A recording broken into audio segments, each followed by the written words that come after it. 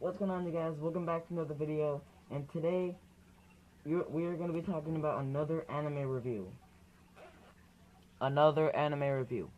So, obviously, this is Kaneki's Mask, like I said in my other video, but today's anime, we're going to be talking about Future Diary.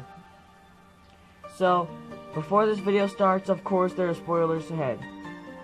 And also, a really big shout out to RainbowEmoji cosplay, and if you don't know who they are basically two girls and a few other friends, I guess, who cosplay as anime characters and do little skits. It's actually really funny if you check it out. And today we're gonna be talking about Future Diary, like I said. So we start off with Yuki, and he is just socially awkward. He doesn't like really talking to people. He's mostly an observer of everything that happens. So one day, when he's doing an assignment on what he wants his dreams to be, he says he wants to see the stars with his family. So, and then there's a girl, who comes by and sees that he's the only one there, cause like they're the only two ones in the classroom, and they're doing the work, and Yuno sees that he's there, and she wants to know what his dream was.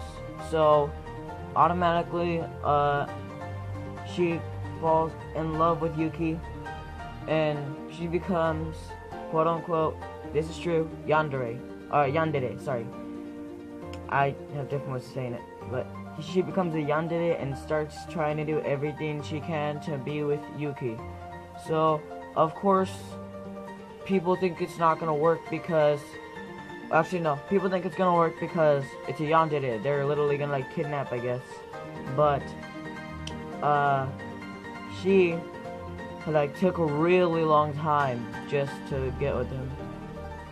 So one day, the first episode, there is like the rest I just told you right now. That's like in a further episode, just giving you some background knowledge.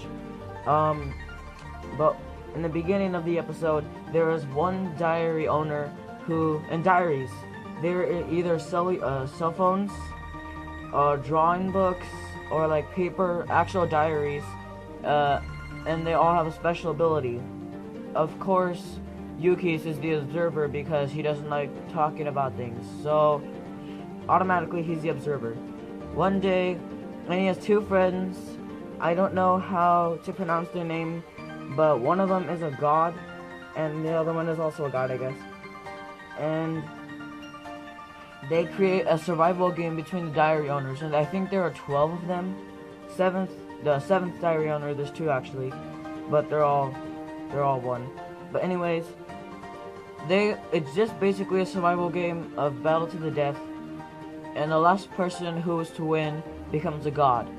So Yuki, in a further episode, ends up making some friends, and in the last episode he kills them because they were trying to keep him back from becoming a god and bringing his family back.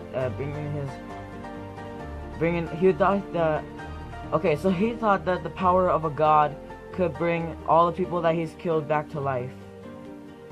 Yeah, no, lied to him. So there are actually two worlds right now between the diaries. Yuno became a god already, then went back in time to be with Yuki when she found out that you can't revive people. So she just went back in time, risked her life again, trying to be with Yuki. And I thought, respect.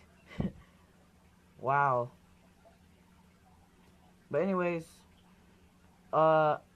after that, this I'm not adding in all the details because that would be like a 20-minute long video, and I really don't want it to be that long. But anyways, at the end of the series, there's a guy, Akase. He wants to be a really good detective, like a famous detective, and from what I've seen, he's pretty good, but he died.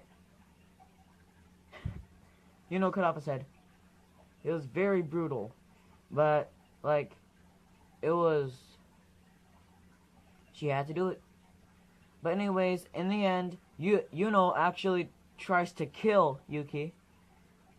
You heard me right. So that she can become a god again, go back in time again, risk her life again. All of this goes over again. But Yuki actually gets to, when he actually broke the chain, he survived, he became a god, and he just did nothing the entire time, let the world be how it was. Eventually, he actually really liked, after he saw everything that she's done for him. So while he was sitting there, he was literally doing nothing, laying on the floor. He already had a beard. He was really old.